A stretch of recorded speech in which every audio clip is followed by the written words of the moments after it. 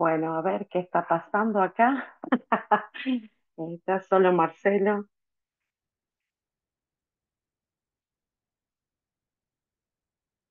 A ver, ahí entraron todos juntos. Bien, bien. Estamos llegando. No cerrada la primera. Al no cerrar la primera reunión, no se podía abrir la segunda. No sé por qué hizo más tiempo.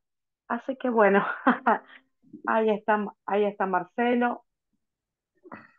Ahí pude Recién entrar. salido, Marcelo.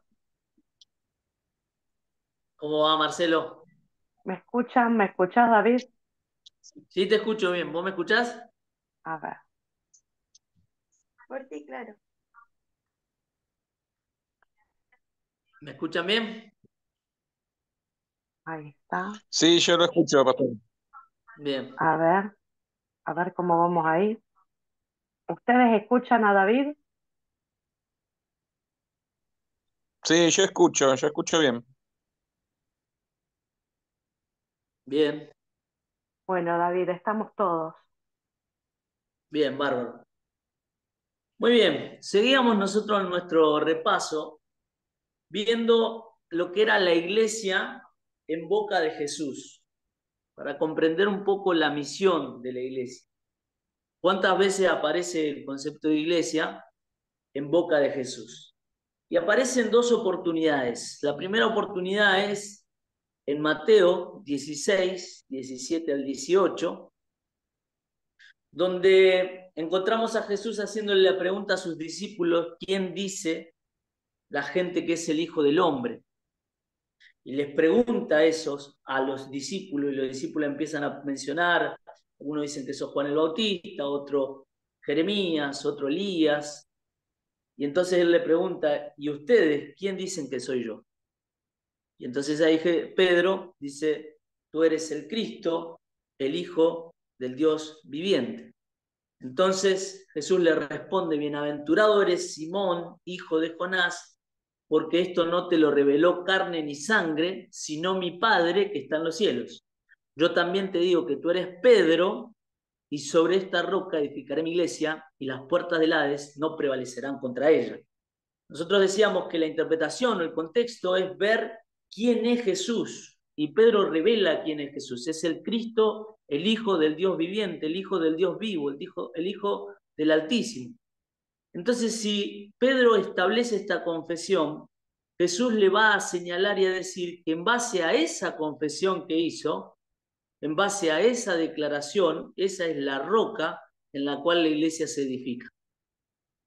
Y no sobre, a veces como algunos piensan, en la base de la piedrita o la piedra singular, chiquita, como si fuera Pedro, donde descansa la esencia de la iglesia, sino en la confesión. Y en esa confesión las puertas del Hades no van a prevalecer contra la iglesia. De manera que la iglesia no es de Pedro ni de ningún hombre, sino que la iglesia es de Cristo y es del Hijo del Dios vivo. Y de manera que si la iglesia pierde el motivo de ser de Cristo, deja de ser iglesia o deja de justamente de mantener la esencia de lo que lo hace ser iglesia. Eso era lo primero que nosotros veíamos en Mateo capítulo 16, versículos 17 y 18. Pero el segundo pasaje que usa también Jesús es un pasaje muy interesante. El pasaje de Mateo 18, del 15 al 17. Mateo 18, del 15 al 17. Que dice: y si tu hermano peca, ve y repréndelo a solas. Si te escuchas, has ganado a tu hermano. Pero si no te escucha, lleva contigo a uno o a dos más, para que la palabra sea confirmada por boca de dos o tres testigos. Y si se rehúsa a escucharlo, dilo a la iglesia. Y si también rehúsa escuchar a la iglesia, sea para ti como el gentil y el publicano o el recaudador de impuestos. Es decir, Jesús va a establecer una relación con respecto al pecado y una relación con respecto al pecado del hermano. De manera que lo que vemos en el contexto es que Jesús va a dar implicancias no solamente para con Dios, sino para con los hombres en relación con el pecado. Hay una relación no solamente para con Dios, de que Dios me perdone y todo, sino que también tengo que deberme también a los hombres en relación con el pecado.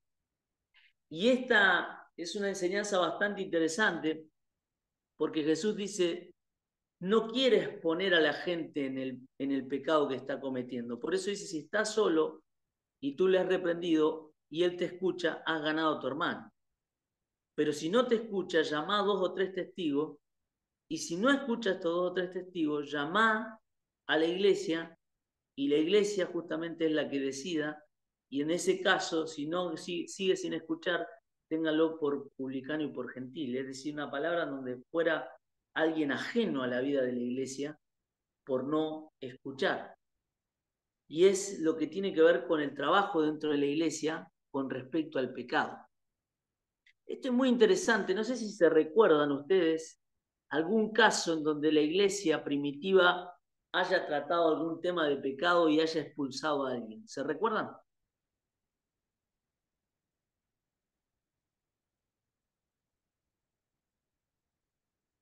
Y aún. Perdón, ¿podría repetir la pregunta?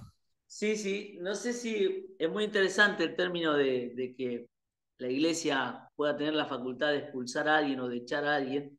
Si se recuerdan en el caso de la iglesia primitiva, si hay algún caso que recuerden ustedes de alguien que se haya expulsado.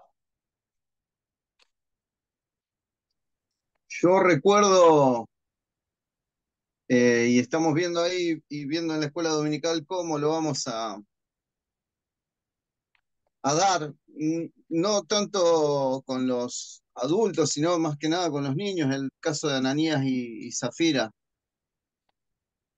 Claro. Eh, En Ananías y Zafira hay un pecado ahí, que es un pecado al Espíritu Santo, pero no hay una directa relación de expulsión. creo que ahí fue roja directa. Y el otro caso Ahí es fue el de... directamente hacia el cielo, por si la duda. Eh, Pablo, ¿no es que eh, también habla de, no sé si de Lucas o de alguien que dice como que se alejó de Pablo? No es que lo echó, sino que no quería que lo acompañe más, como que no estuviera más con él. Claro, No, eso habla del abandono claro. de uno. Y el y otro que, después, Si no mal es Demas el que me ha abandonado. y el otro que me acuerdo es el de en la tercera carta de Juan, cuando habla de Gallo, y hay otro, hay un nombre más raro que era todo lo contrario a Gallo, que no Ah, sí, aceptaba, no aceptaba aquellos que venían al lugar a darle la palabra. Es más, echaba a la gente de la iglesia para que no aquellos que reciben a esos predicadores, digamos. claro. Ahora, ahí lo que hay es una desviación de lo que sería la doctrina y la forma de ser cristiano. Pero en donde hay un caso muy particular de expulsión o de que se lo expulse, es en Primera de Corintios 5. Tal vez cuando lo leamos se recuerden. el Primera de caso de Corintios inmoralidad capítulo de... 5. El caso de inmoralidad. Caso de inmoralidad. Primera de Corintios 5 dice, en efecto se oye que entre vosotros hay inmoralidad y una inmoralidad tal como no existe ni siquiera entre los gentiles, al extremo de que alguno tiene la mujer de su padre. Y os habéis vuelto arrogantes en lugar de haberos entristecido.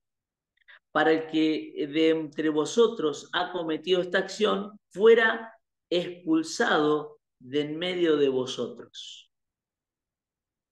Pues yo por mi parte, aunque ausente en cuerpo, pero presente en espíritu, como si estuviera presente, ya he juzgado al que cometió tal acción. En el nombre de nuestro Señor Jesús, cuando vosotros estéis reunidos y yo con vosotros en espíritu, con el poder de nuestro Señor, con el poder de nuestro Señor Jesús, entregada tal a Satanás para la destrucción de su carne, a fin de que su espíritu sea salvo en el día del Señor Jesús. Vuestra jactancia no es buena, ¿no sabéis que un poco de levadura fermenta toda la masa? Pablo lo que está hablando es de que se tenga este hombre y se lo expulse por lo que está sucediendo para destruir su carne, siendo justamente atacado por el enemigo. Si es verdad que es verdadero cristiano, cuando esté afuera va a extrañar la comunión en la iglesia y va a extrañar la comunión con el Espíritu de Dios. Pero mientras tanto hay que dejarlo afuera, y el término es sacarlo afuera, porque al parecer los corintios habían hecho la vista gorda sobre ese tema y no habían establecido nada, no habían levantado ninguna queja ni ninguna disciplina, nada por el estilo. Y Pablo les dice que un poco de levadura puede fermentar toda la masa, que es necesario trabajar el pecado dentro de la iglesia.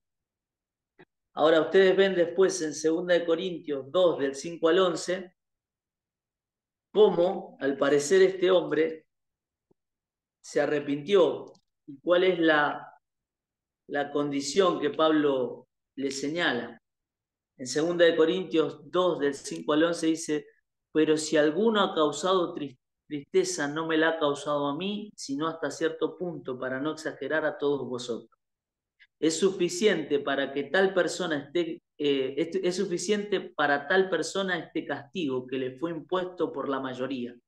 Así que por el contrario, vosotros más bien deberíais perdonarlos y consolarlo, no sea que en alguna manera éste sea abrumado por tanta tristeza, por lo cual os ruego que reafirméis vuestro amor hacia él, pues también con este fin os escribí para poneros a prueba y ver si sois obedientes en todo. Pero a quien perdonáis algo, yo también lo perdono, porque en verdad lo que yo he perdonado, si algo he perdonado, lo hice por vosotros en presencia de Cristo, para que Satanás no tome ventaja sobre vosotros, pues no ignoramos sus árdides. Es decir, al parecer este hombre había entrado en una profunda tristeza, y Pablo dice, reafírmenle el amor hacia él, vuelvan otra vez a establecer, comprendió ya lo que es la disciplina dentro de la iglesia, y que pueda ser parte de la iglesia una vez más. De manera que este pasaje también nos muestra cómo nos tenemos que deber no solamente a Dios, sino también a la relación que tenemos entre nosotros, entre los hermanos, como prójimos, como cercanos unos a otros, y en relación con el pecado. Por lo menos es un tema para estar viéndolo y para ver con sabiduría, porque la idea no es castigar, la idea es que el pecado sea tratado y el lugar sea limpio, y la idea es que también el Señor sea manifestado en esa relación. Por eso también tenemos que ver el pecado dentro de la iglesia y cómo trabajarlo, cómo abordarlo. Muy bien. Esto es con respecto al concepto de iglesia en Jesús que aparece en estas dos ocasiones. Ahora bien, en Jesús aparecen estos dos conceptos que hacen mención a la iglesia, pero lo que más aparece en boca de Jesús es el concepto de reino. Mientras la iglesia aparece 2 veces en el Nuevo Testamento, el concepto de reino aparece 127 veces en los evangelios.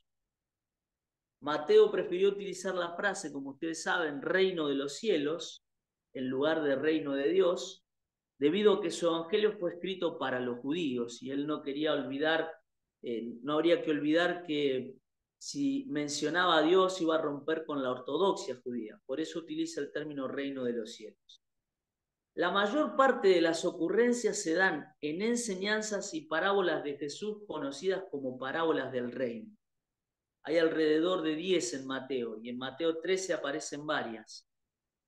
Porque la pregunta es, ¿cómo explicamos nosotros una realidad ontológica, se dice en filosofía, una realidad del ser, del fundamento del ser de Dios, que es su gobierno y su manifestación, en términos que todo el mundo pueda entender y pueda comprender? Entonces Jesús tiene que utilizar parábolas para que más o menos se acercaran al concepto y pudieran darse una idea de lo que era el reino de los cielos. Entonces utiliza estas parábolas y va a decir, el reino de los cielos es semejante a, o es como si fuera tal cosa. y menciona algunos elementos. El reino de los cielos es semejante a un hombre que sembró una buena semilla en su campo. El reino de los cielos es semejante a un grano de mostaza. El reino de los cielos es semejante a 3 medidas de arena escondidas que leudaron. Es semejante a un tesoro escondido en un campo. Es semejante a una perla de gran valor escondida en un campo, a una red que se llena de peces que se seleccionarán, a la selección de cosas nuevas y viejas de un mismo tesoro. El reino de los cielos es igual que un hombre que, habiendo recibido el gran perdón de una tremenda deuda, fue confrontado por su Señor por no perdonar deudas menores. El reino de los cielos es igual a un hombre que contrató obreros en diferentes momentos del día, pero a todos le pagó igual. Y el reino de los cielos también es igual a un gran señor que invitó a todos al banquete de bodas de su hijo, pero todos los defraudaron, desde los que no aceptaron la invitación hasta los que mataron a los sirvientes. Estas son menciones del reino de los cielos y de a qué puede compararse el reino de los cielos que Jesús utilizó para describirnos esta realidad de Dios. Antes de continuar con las referencias bíblicas sobre el reino, la historia tiene algo que contarnos, tiene algo que decirnos respecto al reino y a la concepción que los judíos tenían en mente cuando hablaban de el reino de los cielos. El biblista y teólogo Joaquín Jeremías, en su libro La Teología del Nuevo Testamento, nos explica que luego del fracaso de la monarquía de Israel, por haber rechazado un gobierno por vía directa de parte de Dios, el judaísmo antiguo evocó casi constantemente el regreso al tiempo en que Yahvé era el rey sobre su pueblo. Es decir, después del fracaso de la monarquía, el judaísmo tuvo esta idea de evocar y añorar aquel momento en donde Dios era rey sobre su pueblo. Y encontramos esto en varios profetas, en Isaías, en Miqueas o en Ageo. Estos textos grafican la esperanza de Israel que en algún día Yahvé volvería a instalar su reinado en Israel y desde allí en todo el universo. Mientras tanto, los profetas en el Antiguo Testamento fueron reconocidos por encima de los gobernantes como los portavoces de Dios para el pueblo. Esta propiedad les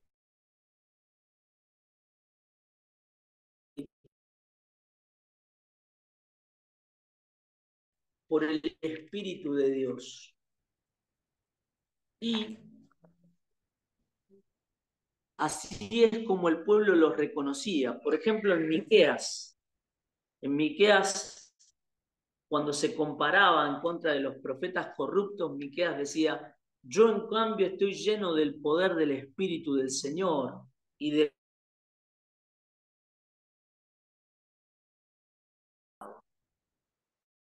Se consideraba justamente como alguien que estaba recibiendo palabra de Dios y como profeta podía hablar esa palabra.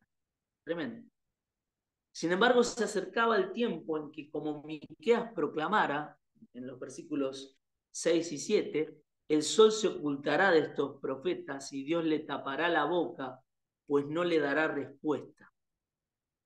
Posteriormente, en el exilio, esto lo encontramos después de la caída del imperio persa, o sea, saliendo del exilio ya el pueblo, encontramos nosotros un periodo, a la finalización del periodo persa, encontramos un periodo conocido como el periodo intertestamentario.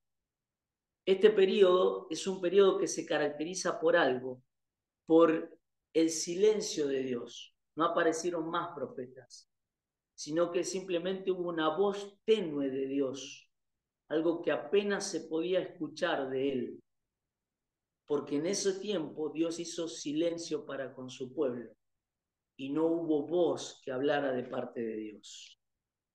Sin embargo, es el mismo libro de Miqueas que dice una profecía que se va a cumplir en Jesús. Pero tú, Belén, Éfrata, de ti me saldrá el que ha de ser gobernante en Israel, y sus orígenes son desde tiempos antiguos, desde los días de la eternidad. Hay ahí una promesa de un rey que va a instaurar su reino, y su reino es de tiempos antiguos, desde la eternidad, en donde él va a establecer su gobierno. Pasados esos 400 años, Jesús inicia su ministerio proclamando algo que era para ellos un volver a despertar. Si bien había muchas voces de muchos mesías hablando acerca del reino, Jesús va a proclamar y a encarnar este reino con poder y manifestaciones de parte de Dios. Jesús va a decir, el reino de los cielos se ha acercado. En Mateo capítulo 4, versículo 17, arrepentíos porque el reino de los cielos se ha acercado. Y eso es lo que va a predicar y ese es el mensaje de Jesús, el mensaje esencial de Jesús. Realmente era muy esperanzador para ellos volver a escuchar a Dios y volver a escuchar que el reino se había acercado. Lucas es un poco más específico para hablar acerca del relato del comienzo de Jesús, de su ministerio y con respecto a la llegada del reino. Esto lo encontramos en Lucas capítulo 4, versículos 16 al 21, cuando llegó a Nazaret, donde se había criado, y según su costumbre entró en la sinagoga el día de reposo y se levantó a leer, y le dieron el libro del profeta Isaías, y abriendo el libro halló el lugar en donde estaba escrito, el Espíritu del Señor está sobre mí, porque me ha ungido para anunciar el evangelio a los pobres, me ha enviado para proclamar libertad a los cautivos y la recuperación de la vista a los ciegos, para poner en libertad a los oprimidos, para proclamar el año favorable del Señor. Cerrando el libro, lo devolvió al asistente y se sentó, y los ojos de todos en la sinagoga estaban fijos en él. Y comenzó a decirles, hoy se ha cumplido esta escritura que habéis oído. Es decir, Jesús le empieza a señalar que la escritura se cumplió en él, que él es el Mesías y el Rey prometido, y que él va a venir a establecer y anunciar el evangelio a los pobres, dar vista a los ciegos, libertar a los oprimidos, y utiliza ahí un término, predicar el año favorable del Señor. Esta expresión, según un autor, John Joder, en su libro Jesús y la realidad política, dice él que esta expresión es una expresión del año del jubileo. No es solamente una expresión de un año favorable, sino una conmemoración del año del jubileo, en donde se perdonaban las deudas a los que tenían justamente deudas monetarias, eran perdonadas y habría una gran alegría después de esos 49 años, algo que no se practicaba y que Jesús va a volver a establecer y a practicar. Un año de jubileo donde vuelve a establecer un equilibrio con toda la creación y estableciéndolo en un orden social humano nuevo, volver a establecer la alegría de la liberación de las deudas. Nosotros encontramos entonces en los textos que van a seguir que el reino de Dios se muestra y ya no hace silencio. Por eso Jesús envía a sus discípulos a predicar, a proclamar, a gritar que el reino de los cielos se ha acercado. Mateo 17, por ejemplo. Por lo tanto, como sugirió el teólogo alemán Oscar Kuhlmann, el reino de los cielos es un ya, pero todavía no. Esta frase se refiere a la tensión escatológica. El reino de los cielos está entre nosotros, Mateo 12, 28. Pero oramos para que venga. Entonces uno dice, ¿pero cómo? ¿Está o no está? Es un ya, pero todavía no. Está en medio de nosotros, pero todavía no está pleno. Por eso oramos para que venga. Está aquí, pero hay que entrar, en Mateo 10, 24. Esa es la concepción del reino, un ya, pero todavía no. Un dato interesante es que en el Evangelio de Juan explica mejor utilizando el reino de los cielos con un concepto que es el concepto de vida eterna. Y de esta manera nos va a ayudar a comprender mejor la relación trinitaria de Dios con nosotros, cuando habla de vida eterna. En Juan 3.3 y en Juan 17.3 se muestra allí una relación. En Juan 3.3 dice, en verdad te digo que el que no nace de nuevo no puede ver el reino de Dios. Y el que no nace de agua y del Espíritu no puede entrar en el reino de Dios. Y en Juan 17.3, el proyecto de Jesús dice, y esta es la vida eterna, que te conozcan a ti, el único Dios verdadero, y a Jesucristo, a quien has enviado. Juan va a señalar que esta es el proyecto de Jesús, que lo conozcan al Dios verdadero y a Él, a quien Dios ha enviado. Hay un parecido que se encuentra en esta relación. El reino de los cielos es el para qué, es el objetivo de Dios para el mundo, es el gobierno que Dios quiere manifestar y hacer pleno. Y aunque la iglesia no es el reino, es participante directa del reino. El reino es la instalación de Cristo en la vida de la persona y desde ella a su mundo y a su sistema. Como decía un autor, el reino de los cielos se manifiesta en la vida del creyente como si tuviéramos una banderita que señalara y simbolizara el reino de los cielos y la batiéramos y dijéramos, aquí reina el Rey de Reyes y Señor de Señores. A través de su espíritu podemos decirlo y podemos ver el reino de Dios sobre nuestra vida. Es lo que Pablo diría cuando va a seguir volviendo a anunciarles el evangelio a los Gálatas y le va a decir que sufre dolores de parto hasta que Cristo sea formado en ellos, hasta que Cristo sea manifestado totalmente en ellos. Por lo tanto, la aspiración de la iglesia no es que la gente se haga de la iglesia, sino que llegue, como dice Pablo en Efesios capítulo 4, versículos 11 al 13, que llegue a la medida de la estatura de la plenitud de Cristo. En esto está la integración al cuerpo. Esto quiere decir que la iglesia no es un fin en sí misma. La iglesia tiene una cabeza que es Cristo y es cuerpo de Cristo.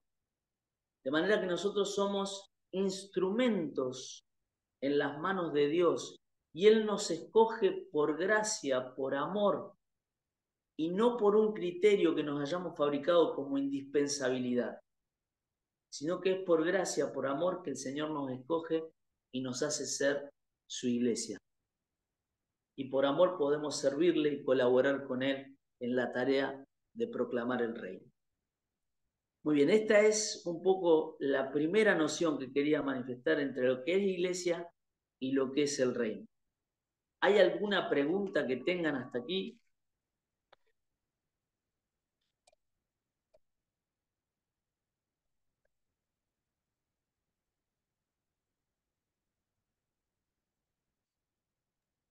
Hay toda una corriente que está planteando que es la iglesia la encargada de instaurar el reino ahora.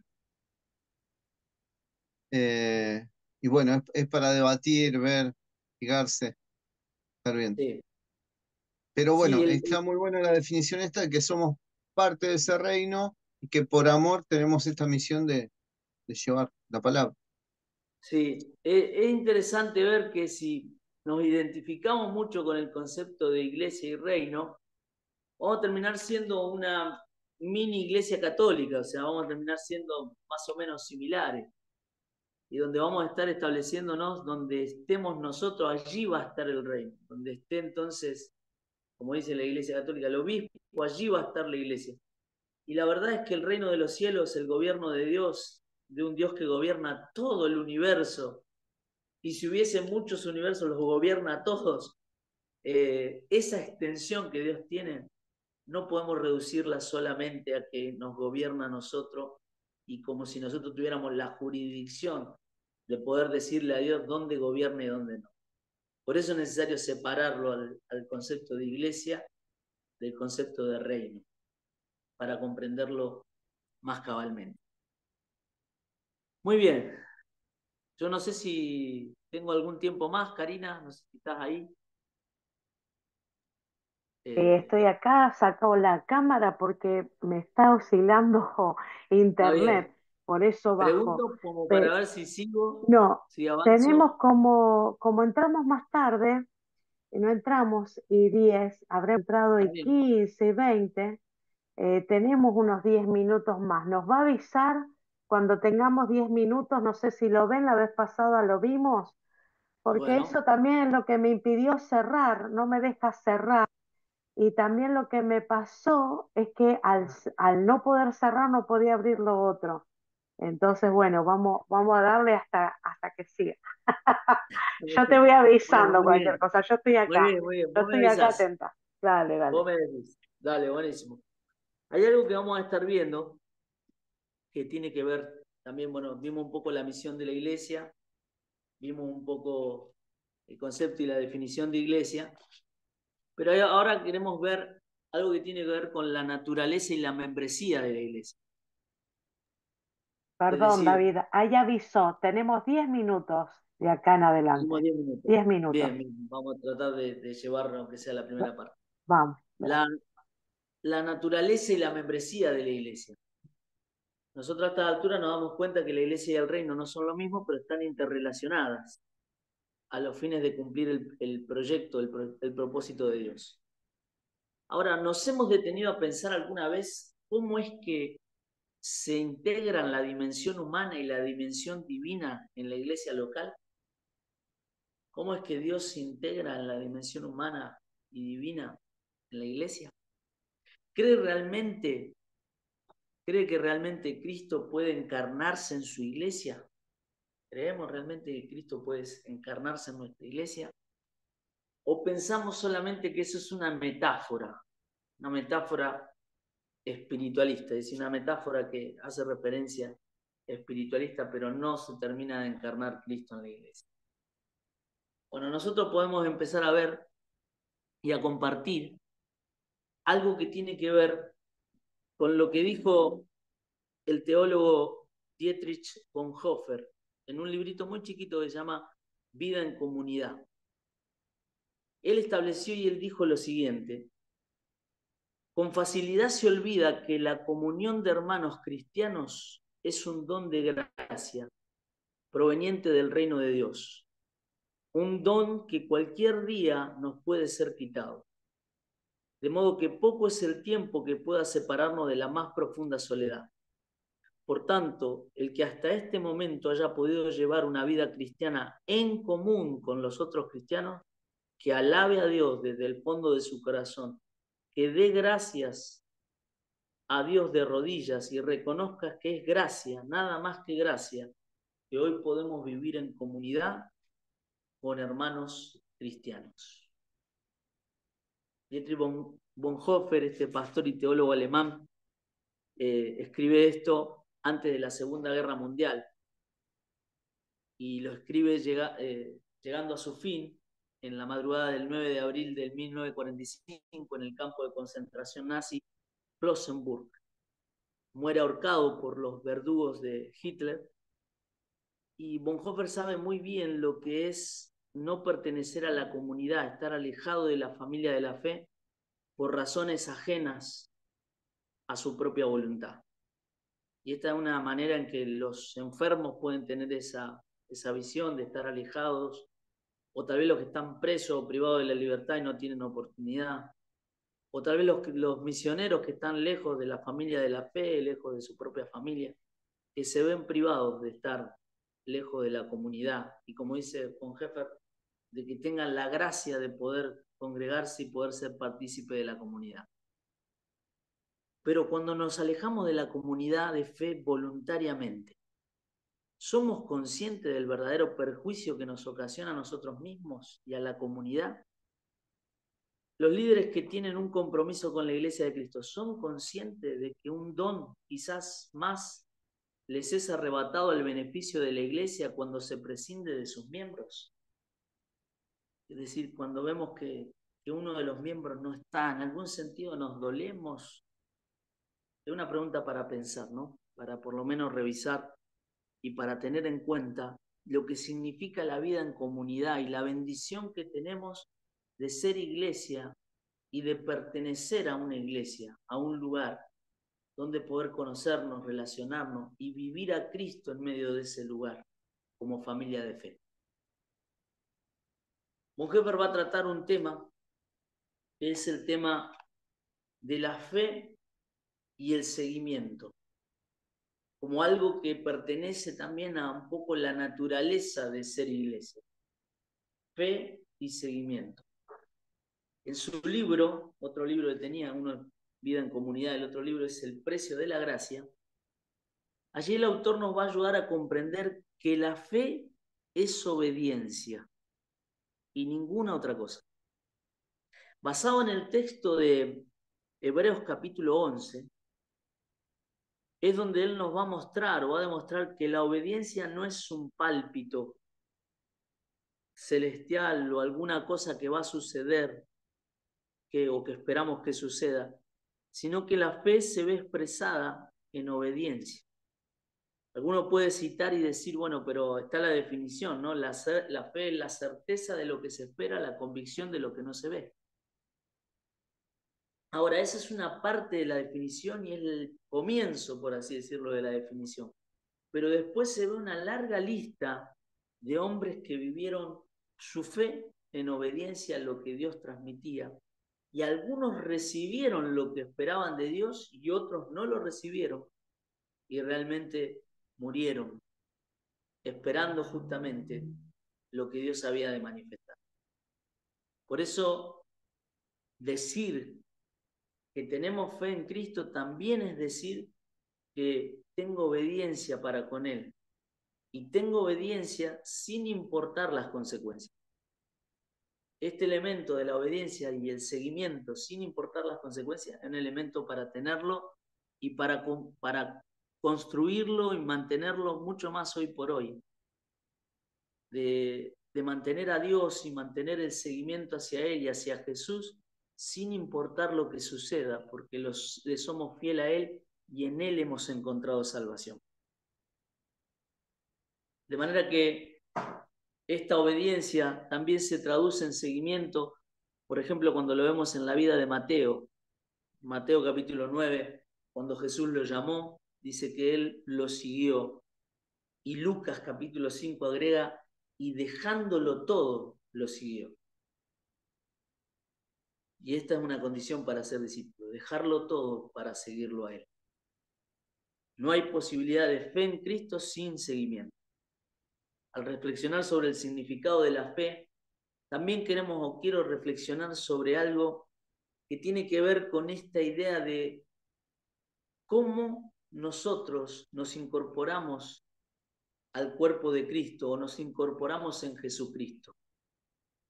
¿Cómo es que llegamos a ser cuerpo de Cristo? Es decir, ¿cómo es la membresía para ser cuerpo de Cristo? Y en este sentido vamos a estar reflexionando, si nos quedan algunos minutos en lo que viene, acerca del rol de la Trinidad en nuestra incorporación en el cuerpo de Cristo. Hemos visto que fe es seguimiento y es obediencia, pero también fe es incorporarnos en el cuerpo de Cristo a través del rol de la Trinidad. Y vamos a estar viéndolo en los minutos que nos quedan. No sé si... Bueno, bien. Sí, en 2 minutos se tiene que cortar, así que vamos a entrar al ser link. Fíjense que es el último que va a quedar. Si ustedes quieren ir saliendo, pero no puedo cerrar, no me permite cerrar porque está grabando. Eso es lo que tiene este sistema.